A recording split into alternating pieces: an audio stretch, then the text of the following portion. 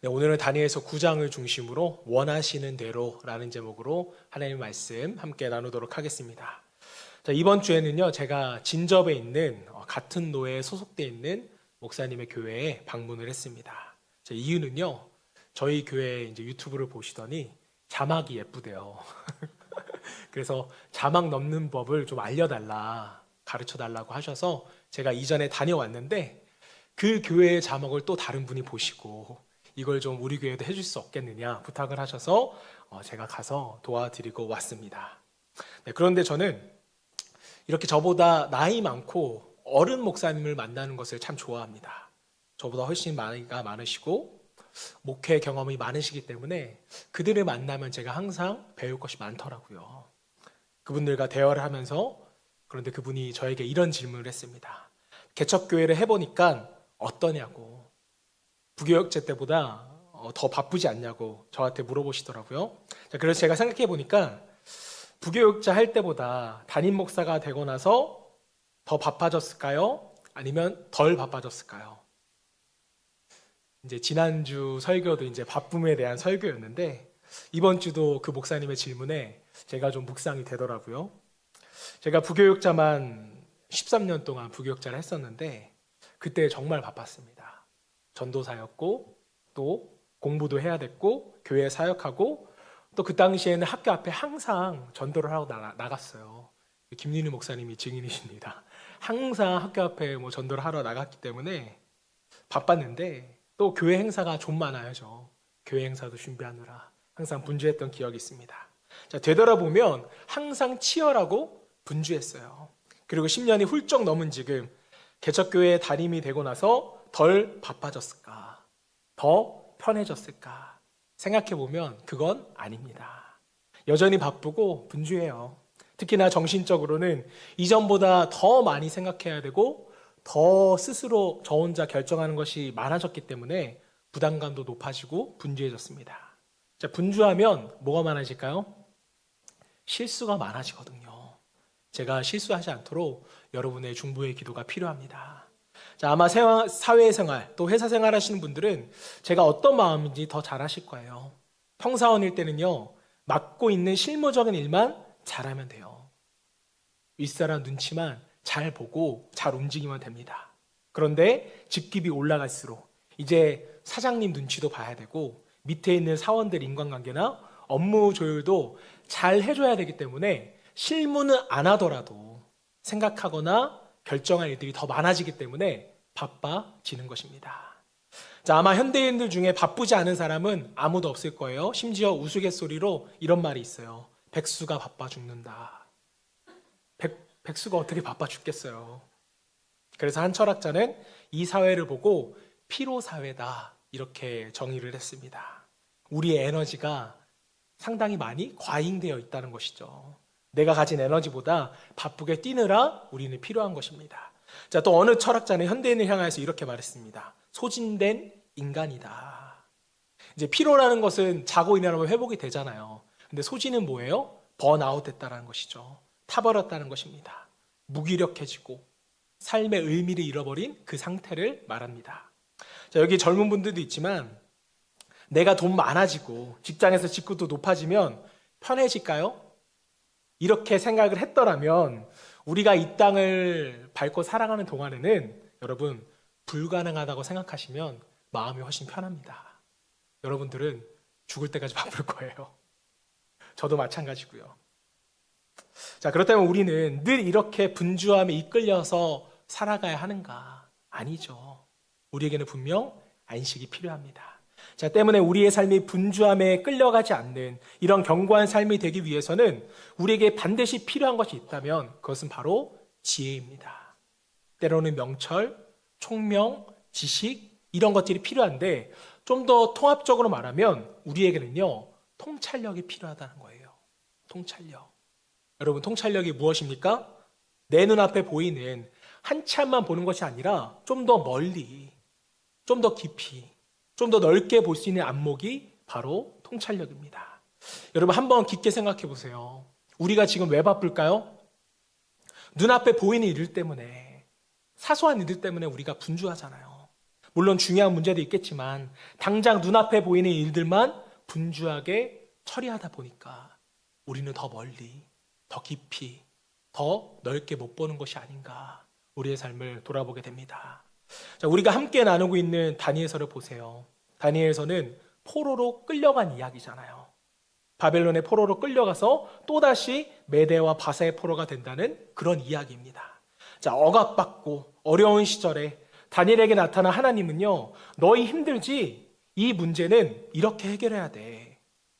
이렇게 하나님께서 대안을 주시는 것이 아니라 알 수 없는 묵시, 알 수 없는 계시를 이스라엘 가운데 부어주십니다. 자, 이것은 굉장히 여러분 시사한 바가 크다라는 거예요. 문제 해결에 대한 대안을 주시는 것이 아니라 알 수 없는 묵시를 우리에게 주셨다. 여러분, 묵시란 게 뭔가요? 하나님이 바라보고 계신 것을 우리 또한 바라보게 하는 것. 하나님이 알고 있는 것을 우리 또한 알기를 원하시는 것. 이게 여러분 바로 묵시인데 우리의 지식과 경험으로는 이것을 알 수 있어요, 없어요? 알 수 없다라는 것이죠.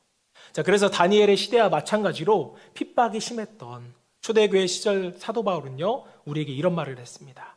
에베소서 1장 17절, 19절까지 말씀입니다. 우리 주 예수 그리스도의 하나님, 영광의 아버지께서 지혜와 계시의 영을 너희에게 주사 하나님을 알게 하시고. 말씀을 보세요. 이 말이 무엇인가요? 우리가 하나님을 안다고 하지만 우리가 아는 하나님이 전부가 아닐 수 있다는 이야기예요. 때문에 우리가 진짜 하나님을 알기 위해서는 우리의 지식과 탐구가 아니라 하나님께서 지혜와 계시의 영을 허락하셔야지만 우리는 하나님을 알 수 있다. 그러한 의미인 것입니다. 18절, 너희는 마음의 눈을 밝히사 그의 부르심의 소망이 무엇이며 성도 안에서 그 기업의 영광의 풍성함이 무엇이며. 여기서 마음의 눈을 밝힌다는 것은 뭐예요? 우리에게는요, 영적인 눈이 있다는 의미예요. 그리고 밑에 풍성함이라는 것이 나오는데, 자, 사실 다니엘 시대나 초대교회 시절은요, 풍성함이라는 어울리지 않는 시대죠. 금신상에 절하지 않으면 죽는 시대였고, 황제를 신으로 숭배하지 않으면 사자굴에 던져지는 그런 시대였습니다. 여러분, 이런 시대 가운데 여러분 무슨 풍성함이 있겠어요? 육체의 눈으로 당장을 보면 어둡고 피폐함만 보일 뿐입니다. 자, 그런데 사도 바울은 뭐라고 말하니까 육신의 눈이 아니라 너희의 마음의 눈을 밝히라고 말해요. 즉, 영적인 눈이 띄어지지 않으면 영광의 풍성함을 우리가 볼 수 없다라는 이야기입니다. 19절, 그의 힘의 위력으로 역사하심을 따라 믿는 우리에게 베푸신 능력의 지극히 크심이 어떠한 것을 너희로 알게 하시기를 구하노라. 이스라엘이 원하는 것은 뭐예요? 전능하신 하나님이 로마를 물리쳐 주실 것을 원하지만 하나님은 그러한 대안을 주시는 것이 아니라 그 상황은 그대로 둔 채 마음의 눈을 밝히셔서 이미 너희에게 풍성함이 베풀어져 있다.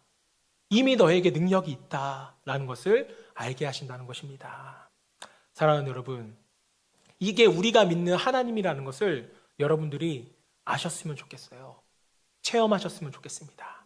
당장의 문제를 해결하기 위해서 이 기독교가 있는 것이 아니고 그 문제 너머에 계시는 하나님이 우리에게 정말로 보여주고 싶은 것, 그 문제 너머에 계시는 하나님이 우리에게 깨닫기를 원하시는 것, 그 하나님의 마음과 의도를 저와 여러분 모두가 아실 수 있기를 먼저 주님으로 축복합니다. 자, 우리가 신앙생활을 하면서 수십 년 동안 기도를 하는데 이 기도의 문제는 대부분 해결이 잘 안 되거든요. 그런데 우리는 이것을 어떻게 알 수 있을까? 성경을 보면 우리가 기도할 때 이것이 가능하다고 말합니다. 우리가 하나님의 의도와 뜻을 아는 데는 여러분 다른 게 없어요. 기도와 말씀뿐이라는 것이죠. 하나님께서 이 문제에 대안이 되어 주세요. 우리는 주로 이런 맥락으로 기도를 하는데, 자, 우리가 기도할 때 가장 핵심이 되는 전제 말씀을 뽑으라면 저는 단언컨대 예레미야 33장 3절이라고 생각합니다. 우리가 너무나 잘 아는 말씀이에요. 보시면 너는 내게 부르짖으라 내가 내게 응답하겠고. 우리는 여러분 다 여기에 집중을 합니다.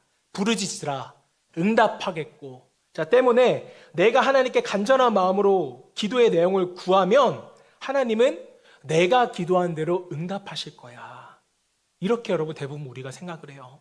그리고 한국교회가 우리한테 이렇게 가르쳐 왔습니다. 그런데 여러분 나머지 구절을 잘 보세요.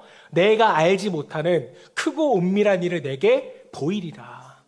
자, 하나님께서는 기도의 응답을 하셨어요. 하세요. 자, 그런데 내가 아는 내용으로 답하신대요? 그게 아니라 너가 알지 못하는 크고 은밀한 것으로 응답을 하신대요. 예레미야 33장 3절 말씀은 기도의 내용을 아뢰라는 말씀이 아니라 너는 위기의 때 나를 찾으라는 거예요. 하나님 외치면서 하나님을 부르라는 그러한 의미입니다. 자, 하나님은 우리의 대안이나 생각을 하나님은 요구하지 않으세요. 모든 계획과 모든 문제의 해결의 능력자이신데 하나님이 왜 우리에게 방법을 구하시겠어요? 때문에 우리가 알지 못하는 크고 은밀한 일들을 우리에게 보여주시는 것입니다. 자, 사랑하는 여러분, 우리가 기도를 잘못하면 이미 하나님은 응답을 해주셨는데 우리가 그 응답을 보지 못할 수도 있다. 여러분이 이걸 좀 아셨으면 좋겠어요. 하나님께서 주시는 마음과 또 그 마음의 눈과 계시의 영과 지혜의 영이 열리지 않으면 이미 하나님은 우리에게 크고 은밀한 일을 보여주셨는데 이 은밀한 일이 우리가 해석이 안 되는 것입니다. 하나님의 기도 응답을 이미 받았는데 해석을 못하는 거예요. 이거보다 여러분 우리가 안타까운 게 어디 있겠어요. 그래서 우리에게 필요한 기도는 무엇인가? 하나님, 우리에게 지혜를 주세요. 우리에게 계시의 영을 주세요. 마음의 눈을 좀 열어주세요. 이 기도가 우리에게 필요한 기도인 줄로 믿습니다. 기도 응답은요, 내가 기도한 대로 이루어지는 문제 해결이 아니라 하나님의 크고 은밀한 일을 아는 것, 이게 기도 응답임을 여러분이 믿으시기를 주님을 축복합니다. 때문에 여러분들이 기도하실 때 두 가지 전제를 가지고 기도하시면 여러분에게 상당히 유익합니다. 첫 번째는 하나님은 선하시다. 하나님은요, 우리를 괴롭게 하는 분이 아니세요. 그런데 우리는 고난이 오면 우리의 전제를 바꿔버립니다. 하나님은 나에게 고난을 주시는 분이다. 이 전제를 바꾸고 기도를 해버려요. 하나님은 선하세요. 우리에게 분명 좋으신 하나님이십니다. 자, 두 번째는 하나님은 기도하는 나보다 내 상황을 더 잘 아신다. 하나님은 나의 상황을 더 잘 아세요. 기도는 내가 하지만 하나님은 나와 내 문제를 더 잘 아세요. 이 두 가지가 여러분 우리 기도의 전제입니다. 자, 이것을 우리가 놓치고 기도하면 불만 불평의 기도.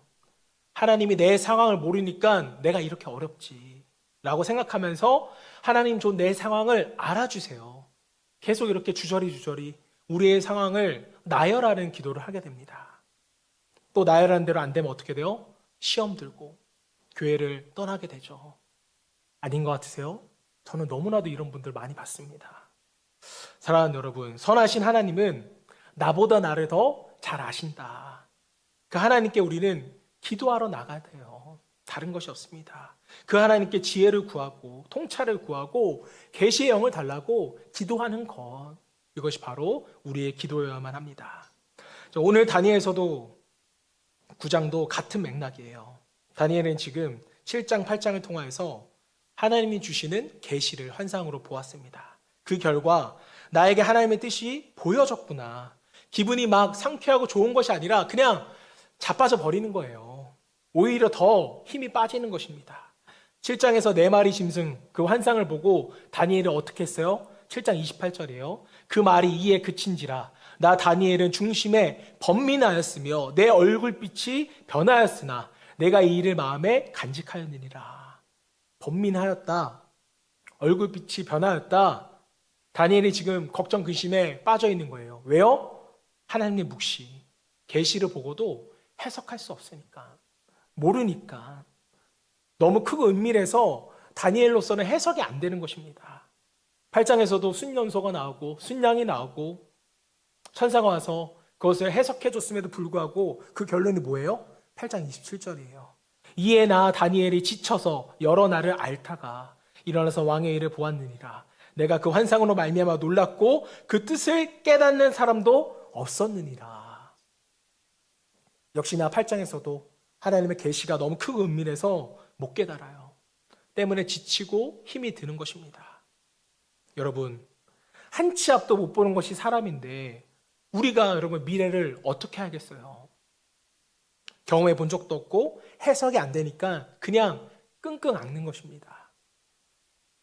다니엘서 7장 벨사살 왕 때 환상으로 그것을 보고 8장에서 3년 만에 또다시 환상을 보았는데 해석이 안 돼서 끙끙 앓다가 이제 바벨론은 망하고 메대와 바사의 시대가 되어서 다리오 왕 밑에서도 다니엘은 고위공직자가 됩니다. 9장이 이때예요. 본문 2절 말씀, 다니엘이 예레미야 선지자의 글을 보게 됩니다. 곧 그 통치 원년에, 이제 다리오 왕 원년에 나 다니엘이 책을 통해 여호와께서 말씀으로 선지자 예레미야에게 알려주신 그 연수를 깨달았나니 곧 예루살렘의 황폐함이 70년 만에 그치리라 하신 것이라. 자, 다니엘이 선지자의 글을 읽고 우리가 왜 바벨론의 포로로 오게 되었고 70년이 지나면 포로 생활이 끝난다. 이 글을 다니엘이 읽은 거예요. 우리가 가지고 있는 성경으로는 예레미야 29장 10절 14절이 이제 다니엘이 읽은 것인데 우리가 함께 보겠습니다. 10절, 여호와께서 이와 같이 말씀하시니라. 바벨론에서 70년이 차면 내가 너희를 돌보고 나의 선한 말에 너에게 성취하여 너희를 이곳으로, 이곳은 예루살렘입니다, 돌아오게 하리라. 12절, 너희가 내게 부르짖으며 내게 와서 기도하면 13절, 너희가 온 마음으로 나를 구하면 찾을 것이요 나를 만나리라. 14절, 너희를 포로된 중에서 다시 돌아오게 하되. 이 내용을 다니엘이 읽은 거예요. 다리오 왕이 BC 538년이고 다니엘이 바벨론 포로로 온 것이 BC 605년이라고 한다면 지금 다니엘이 끌려온 지 67년이 되는 해였습니다. 이미 나이는 다니엘이 80세가 넘었고요. 지금 70년까지는 몇 년 남은 거예요? 2, 3년밖에 남지 않은 거예요. 이것을 다니엘이 깨닫게 되는 순간 다니엘은 기도할 수밖에 없는 것입니다. 왜요? 예레미야 29장에서 뭐라고 말했나요? 너희가 온 마음으로 나를 구하면 나를 만나겠고 너희를 회복시키겠다. 약속을 하셨으니까요. 다니엘은 2, 3년밖에 남지 않았기 때문에 기도할 수밖에 없는 것입니다. 다니엘의 기도는요, 간절해요. 다니엘이 어떤 기도를 했을까요? 예레미야 선지자의 말씀을 보면서 왜 우리가 바벨론을 끌려왔는가? 죄 때문이다 라는 것을 발견하고 다니엘은 회개의 기도를 합니다. 또 무엇을 기도했을까요? 2, 3년밖에 남지 않았기 때문에 하나님 그 약속을 꼭 지켜주세요. 이 두 가지를 가지고 다니엘이 기도를 해요. 9장 3절입니다. 내가 금식하며 베옷을 입고 죄를 덮어쓰고 주 하나님께 기도하며 간구하기를 결심하고. 죄를 뒤집어 썼다는 것은 내가 죄인임을 공개적으로 드러내는 거예요. 그런데 여러분, 다니엘이 바벨론으로 포로로 끌려왔을 때가 몇 살 때였어요? 10대였습니다. 그 소년이 무슨 죄를 지었겠어요? 또 죄를 짓더라도 이스라엘이 망하고 바벨론의 포로로 끌려갈 정도의 죄는 아니었습니다. 그리고 이스라엘의 죄는 단기간의 죄가 아니라 수백 년의 죄였기 때문에 그렇게 또 예레미야에 나와요. 그러니까 다니엘의 직접적인 죄가 아님에도 다니엘은 죄를 뒤집어 쓰고 내 죄처럼 회개를 하고 있는 것입니다. 9장 20절, 내가 이같이 말하여 기도하며 내 죄와 내 백성 이스라엘의 죄를 자복하고 내 하나님의 거룩한 산을 위하여 내 하나님 여호와 앞에 간구할 때. 다니엘은 이스라엘의 죄가 내 죄라고 말하고 있습니다. 다니엘의 기도가 정말 위대한 기도인 것은 다니엘의 나이가 지금 80세가 넘었어요. 10대 때 포로로 끌려왔기 때문에 이스라엘이 또 예루살렘이 어떻게 생겼는지는 아마 기억도 나지 않을 것입니다. 그리고 여러분, 살 날도 멀지 않았어요. 그냥 메대와 바사에서 2인자로 살아가는 것이 어쩌면 더 좋을지도 모르겠습니다. 어쩌면 좋은 게 아니라 그냥 이게 좋아요. 망한 나라 가운데 돌아가서 사는 것이 아니라 세계 최강국 메대와 바사의 2인자로 사는 것이 훨씬 더 좋습니다. 자, 하지만 예레미야 선지자의 글을 읽고 하나님이 마음을 주시니까 이스라엘과 그 후손들을 위하여서 2, 3년 동안 연민을 가지고 기도하게 되더라는 것입니다. 여러분, 참 귀한 기도죠. 저는 자신의 책임도 아닌데 대신 회개하며 이스라엘의 회복을 기도하는 그 다니엘의 모습을 보면서 저도 많은 반성이 되었습니다. 한국교회 안에 구국을 위한 중보기도가 사라지고 오직 개교회와 자신만을 위한 기도가 너무 만연해져 있구나라는 것을 다시 한번 반성하게 되었습니다. 자, 우리가 오늘 이 말씀 앞에 서며 깨달아는 것이 있다면 나를 위한 이기적인 기도가 난무하는 세상에서 누군가는 나라와 민족을 품고 나라를 욕하고 교회 욕할 것이 아니라 이 나라도 죄를 뒤집어 쓰고 내가 죄인입니다 라고 자백할 수 있는 회개의 기도자가 우리 가운데 필요한 시대가 아닌가 생각을 해보게 됩니다. 저는 하루에 꼭 여러분들이 뉴스를 보시고 나라와 민족을 위하여서 여러분들이 기도하셨으면 좋겠어요. 이 사회를 보세요. 하루가 멀다 하고 정말 끔찍한 범죄가 일어납니다. 살인도 너무 많이 일어나고 있고요. 충격적이죠. 그 학생들한테 마약을 먹이는 이런 여러분 악한 사람들도 생겨났습니다. 분명 신앙인으로서 우리의 책임도 있거든요. 6월달은 여러분 호국 보훈의 달이기도 한데 여러분께서 나라를 위하여서 또 구국을 위하여서 중보자가 될 수 있기를 주님을 축복합니다.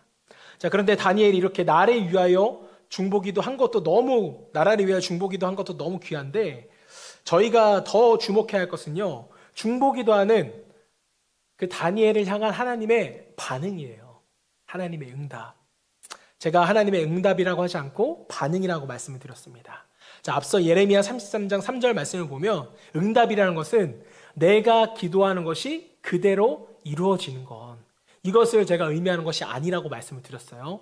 자, 우리가 교회 안에서 나 이번에 응답받았어 라고 말한다면 내가 이렇게 기도했더니 그대로 되었어. 이러한 의미잖아요. 자, 물론 하나님은 우리의 간구를 들어주세요. 하지만 내가 기도했더니 그대로 되는 것. 이것을 기도의 응답이라는 개념을 우리가 생각하다 보면 하나님이 나를 이끄시는 것이 아니라 내가 하나님이 이끄는 것이 돼요. 내 생각대로, 내 계획대로. 하나님은 날 잘 모르니까 내가 기도한 대로 되는 것이 제일 좋고 제일 선하다는 것이 돼버립니다. 자, 이렇게 돼버리면 우리의 신앙이 위험한 신앙으로 치우칠 수 있어요. 내가 하나님이 될 가능성이 큽니다. 자, 여러분, 기도 응답은 내가 원하는 대로 되는 것이 아니라 자, 만약에 내 기도대로 응답이 되었다면 그것은 하나님의 뜻에 합당했기 때문이에요. 내 기도의 제목과 하나님의 뜻이 일치되었기 때문입니다. 자, 하나님은 합당하지 않으면 결코 기도의 제목을 들어주지 않으십니다. 자, 때문에 기도 응답이라는 것은 하나님이 원하시는 대로 되는 것. 오늘 설교 제목이죠. 하나님이 원하시는 대로 되는 것. 이것이 기도 응답의 진정한 의미입니다. 자, 극단적인 예화가 될 수 있지만 여러분들이 좀 아픈 마음으로 들어주셨으면 좋겠어요. 여러분들이 기도하는 특별히 자녀들을 위한 기도를 보세요. 제가 수년간 기도회를 해보고 참석해왔지만 가장 뜨거운 기도회는요. 어떤 기도회냐? 고3 수능생들을 위한 기도회입니다. 이때 여러분 정말 뜨거워요. 그리고 평상시에는 자녀를 위한 기도 제목이 올라왔을 때 이때가 정말 뜨겁습니다. 죄송하지만 여러분 이 남편과 아내를 위한 기도를 할 때는요. 목소리가 별로 크지 않아요. 하나님이 남편과 아내를 바꾸기 어렵다는 것을 신뢰하시는지는 몰라도 여러분 그때는 여러분의 목소리가 그다지 크지 않습니다. 오직 자녀를 위해서 정말 간절히 기도하시는데 여러분 우리나라 대한민국 청소년 자살률이 세계 1위예요. 초등학생도 자살하는 나라가 대한민국입니다. OECD 국가 중에 유일해요. 사실 재앙이거든요. 우리나라 청소년들을 보면 다 아픕니다. 공부에 치이고 관계에 치이고 정말 힘든 아이들인데 부모의 관심사는 오직 뭐예요? 공부 아니에요. 정확히 말하면 성적입니다. 성적. 반에서 몇 등 하는지, 전교 등수가 몇 등인지, 이 정도 등급이면 어느 대학에 갈 수 있는지. 부모의 관심사는 성적이거든요. 지금 아이들은 친구와의 관계 때문에 너무 힘든데 엄마 아빠는 뭐라고 말하는 줄 아세요? 너가 좋은 대학 가면 다 해결돼. 이렇게 말해요. 진짜입니다.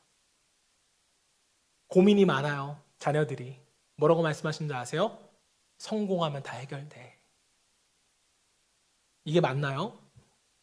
하지만 부모 세대들은 자녀의 성적, 입시만을 위해서 기도합니다. 자, 그런데 중요한 건 뭐냐? 하나님은 성적을 안 보시거든요. 너가 멋등했냐? 하나님 이거 체크하지 않으세요. 그 아이의 아픈 게 하나님은 보이시거든요. 그래서 그 부모에게 너 자식이 아프다. 그 아이를 위로해줘라. 아이를 사랑해줘라. 그 아이를 용납해줘라고 계시를 주시는데 우리 부모 세대는 이 성적에 꽂혀있기 때문에 하나님 들려주는 메시지, 그 아이에게 전달하기 원하시는 하나님의 마음, 이걸 못 봐요. 그리고 그저 끊임없이 성적을 위해서 기도합니다. 여러분이 그럴 거라고 생각하지는 않는데요. 학생들은 성적, 청년들은 취업, 이게 여러분 현재 지금 우리의 상황이죠. 기도 응답 이꼴 성적이 좋아지는 것. 아이는 아픈데 지금. 하나님의 응답은 이 아이가 가정에서 행복해지는 것인데 이 응답이, 하나님의 응답이 이루어지질 않는 거예요. 누구 때문에요? 우리 부모 세대 때문에요. 부모는 아이의 성적을 위해서 기도하고 아이는 학원에 몇 개나 다니면서 성적이 오른다면 또 인류 대학에 들어갔다면 이것이 과연 하나님의 응답이 맞아요? 그런데 이것이 하나님의 응답이라고 생각하는 사람들이 너무나 많다는 게 너무나 마음이 아픕니다, 여러분. 여러분 혹시 이런 생각 안 해보셨나요?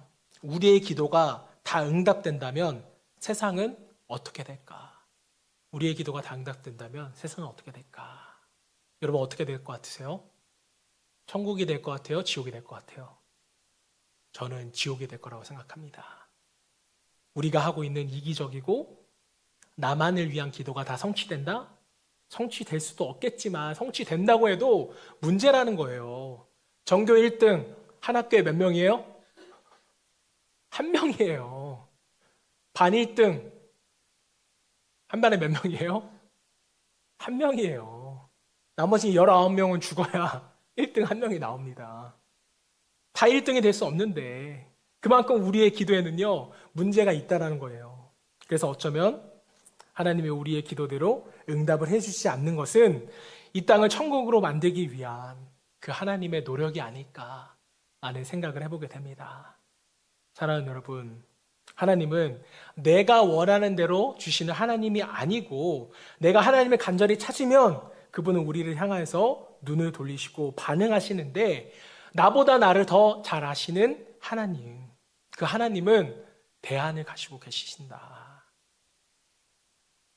우리는 그것을 여러분 하나님의 대안을 우리가 잘 캐치해내야 되는 것입니다. 이게 기도예요. 기도의 시간에는 나를 향한 하나님의 뜻이 무엇인가, 하나님이 나에게 뭘 들려주고 뭘 들려주고 싶으신가, 보여주고 싶으신가, 이것을 캐치해내려고 시간을 보내는 것이 여러분 기도입니다. 나의 소원과 나의 이기적인 욕심을 구하는 게 기도가 아니라는 거예요. 자, 그런데 우리는 효율을 생각하기 때문에 하나님 방법은 내가 다 생각했으니까 이대로만 해주세요. 이렇게 기도의 시간을 보낼 때가 너무나도 많다는 사실입니다.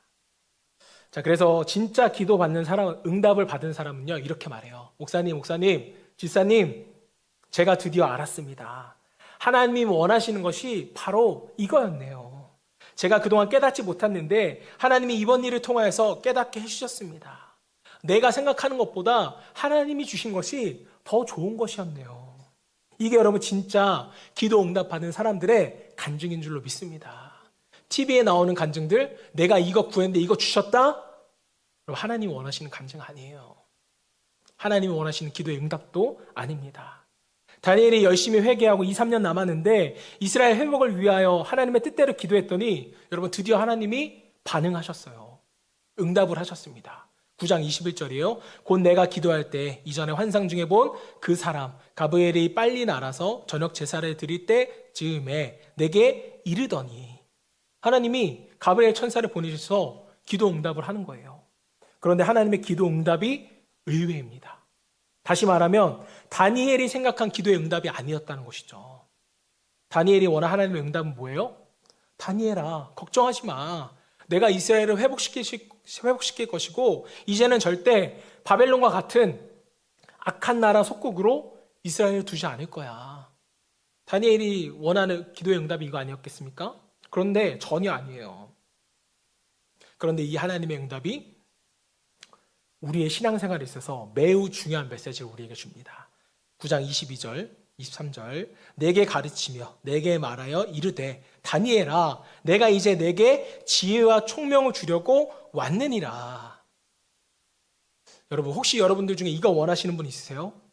내가 지금 사업을 확장하고 성공하고 승진해야 되는데 지금 당장 돈이 필요한데 지혜와 총명이 지금 왜 필요해요? 내 자녀가 좋은 성적을 받아야 되는데 왜 나에게 지혜와 총명이 필요하냐고요. 다니엘이 원한 것이 아닌데 지금 하나님은 뜬금없이 뭘 주시겠대요? 지혜와 총명을 주시겠다는 것입니다. 다니엘이 멍청했어요? 그리고 23절 보세요. 곧 내가 기도를 시작할 즈음에 명령이 내렸으므로. 자, 이 말은 뭡니까? 다니엘이 기도하자마자 응답이 되었다는 말이거든요. 어떤 응답이요? 이스라엘 회복된다고요? 아니요. 지혜와 총명을 준다고요. 이제 내게 알리러 왔느니라 너는 크게 은총을 입은 자라. 그런즉 너는 이 일을 생각하고 그 환상을 깨달을지니라. 여러분 이 말씀이 이 응답이 무슨 이야기인지 이해가 되세요? 다니엘은 당장의 눈앞에 놓인 당장의 일을 위해서 기도를 했는데 하나님은 지혜와 총명을 통하여서 너에게 준 묵시와 계시를 깨닫는 사람이 되라는 것입니다. 눈앞에 놓인 문제는 그냥 넘어가라는 거예요. 여러분, 이스라엘이 2, 3년 뒤에 이스라엘 땅으로 복귀한다고 쳐봅시다. 그러면 과연 그들이 행복해질까요? 복귀만 하면 그럼 끝인가요? 그게 아니라고 더한 나라들이 남아있다고 1장부터 8장까지 환상으로 보여주셨잖아요. 바벨론 다음에 메데와 바사, 바사 다음에는 헬라, 그 다음에 로마. 상황은 이스라엘에게 유리해지던가요? 아니에요. 로마 시대에 사자밥이 된 사람이 얼마나 많아요. 심지어는 톱으로 잘린 사람도 있다고 성경은 말합니다. 즉 2, 3년 뒤에 이스라엘 회복되었다고 끝날 문제가 아니라는 것이죠. 그리고 더 중요한 것은 여기서 이스라엘이 고통받음으로 끝나는 것이 아니라 깎이지 않은 한도를 취하셔서 그 모든 나라를 무너뜨리는 그런 환상을 하나님께서 주셨잖아요. 이 환상의 의미가 무엇이었나요? 모든 압체 속에는 하나님이 정한 기한이 있고 이 기한이 다 되면 완성된 하나님의 통치가 올 것이다. 너희가 이것을 믿고 살아야 된다. 이 먼 미래와 하나님의 때를 볼 수 있는 것이 바로 지혜와 총명인 것입니다. 자, 하나님은 가장 중요한 것으로 우리에게 꼭 필요한 것으로 응답해 주셨는데 이스라엘은 이것을 놓친 채 당장 2, 3년 뒤에 예루살렘으로 복귀하는 것 이것만 여러분 보고 있는 거예요. 복귀하면 뭐예요? 금방 다른 나라가 다시 압제할 텐데. 여러분 이 모습이 우리의 인생 같지 않나요? 지금 당장 눈앞에 보이는 문제를 해결하면 다시는 문제가 안 오나요? 또 오거든요. 계속 와요. 이때 주님은 이 문제 해결자로 나타난 것이 아니라 임목사 지혜와 총명의 사람이 돼. 이 문제를 넘어 해석할 수 있는 영적인 눈을 내가 너에게 줄게. 이때 저와 여러분 모두가 이것을 아멘으로 받으셔야 됩니다. 끝없이 수많은 문제를 대면하고 살아가는 우리에게 필요한 것은 문제 해결이 아니라 그 문제 너머를 볼 수 있는 지혜와 총명이 우리에게 필요하다라는 거예요. 다니엘서 후반부로 가면 우리가 알 수 없는 용어들이 많이 나옵니다. 뭐 7일에 490년, 남은 7년 등이 나오는데 지금은 우리가 신학적으로 이것이 무엇인지 하나하나 이제 해석을 하지만 다니엘은 이때 이것을 어떻게 알겠어요? 그리고 오늘날 해석도 이것이 100% 맞다고 우리가 장담할 수는 없습니다. 결국 모르는 거죠. 모호해요. 자, 그렇다면 하나님은 왜 다니엘이나 또 에스겔이나 계시록 같은 모호한 것을 우리에게 남겨주셨을까? 이단들은 이것에 대한 명확한 답을 알려줘요. 이게 답이래요. 그런데 다 거짓말이죠. 여러분 속으시면 안 됩니다.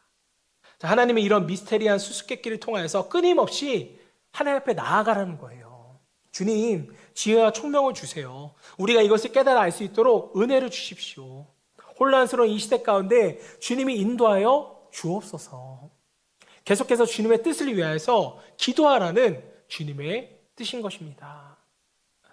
여러분, 한국교회 부흥기 7, 80년대 시절에 부흥을 하면서 이제 한국 경제가 동시에 성장을 했기 때문에 한국교회에 남아있는 자연스러운 신앙이 뭐였냐면 예수 믿으면 복 받는다, 부자 된다 라는 왜곡된 신앙이 우리 가운데 자리 잡히게 되었습니다. 여러분, 우리는요 부자 되려고 성공하려고 예수 믿는 게 결코 아니에요. 저 사람보다 더 나은 삶을 살아가려고 예수를 믿는 것도 결코 아닙니다. 예수 믿으면 부자 되고 예수 믿으면 자녀가 좋은 대학에 가고 이 논리가 종교화를 이루다 가다 보니까 기독교는요 문제 해결의 종교가 되어버렸습니다. 이런 논리로 우리가 계속 신앙생활 하잖아요. 2023년 또 2024년 한국교회는 또다시 위기를 맞이할 수밖에 없어요. 왜 그럴까요? 전 세계 모든 경제학자들이 말했잖아요. 2023년, 2024년 더 경제가 어려워질 것이다 라고 했는데, 이로 인하여서 우리의 가정이 경제적으로 힘들어지면 하나님을 떠나는 사람이 분명히 생기겠죠. 예수를 믿는데 우리 집은 왜 망하는 거야? 예수님 없는 거 아니야? 하나님 안 계신 거 아니야? 신앙은 그러려고 믿는 게 아니거든요. 사랑하는 여러분, 왜 저라고 하나님이 여러분의 모든 문제를 해결해 주실 것입니다. 하나님의 능력을 믿으세요. 그래서 여러분의 문제가 해결되고 또 병도 치유되고 그래서 교회가 능력 있다는 소문이 퍼지면 저라고 왜 이런 걸 싫어하겠어요? 제가 말하면 10개 중에 한두 개는 분명히 이루어질 텐데 확률상이라도. 그러나 성경을 보면 볼수록 예수를 믿는 것이 우리를 성공으로 이끌어주고 문제를 해결하기 위해서 예수를 믿는 것이 아니다 라고 말하기 때문에 오늘 진리의 말씀을 저는 여러분에게 선포할 뿐입니다. 자, 물론 그러한 역사를, 기도의 능력을 제가 부정하는 건 아니에요. 그것도 신앙의 일부입니다. 하지만 우리가 그것만을 위해서 예수를 믿는 것은 참된 신앙이 아닙니다. 이제 말씀을 마치도록 하겠습니다. 어떤 문제가 닥쳐왔을 때 그 문제를 통하여서 더 멀리 보고 더 깊이 보고 더 넓게 볼 수 있는 지혜와 총명함을 소유한 사람이 여러분 진짜 신앙입니다.